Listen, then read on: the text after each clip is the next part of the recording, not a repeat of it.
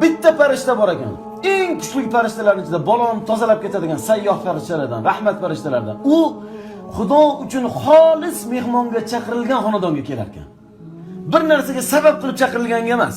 Bir narsaga atab emas. Betakalluf, "Hey falonchi. Keyingi haftaga manikiga kelingmi? Yaxshi ko'rib sizlarni bir to'plagim keldi, bir o'tirgim keldi, bitta sho'rva qildim, bitta osh qildim, bitta non qildim. Billa nima bo'lsa betakalluf o'tirib ketinglar.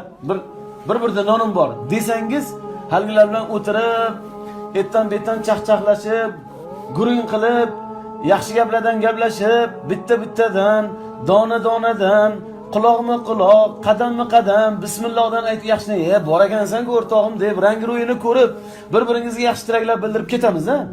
Mana shu boshqa bir darvozadan bitmaydigan balo-ofatlarni yo'q qilib bo'lmaydigan omillardan eng buyugi Alloh uchun xolis mehmonga chaqirilganda yo'q bo'lar ekan.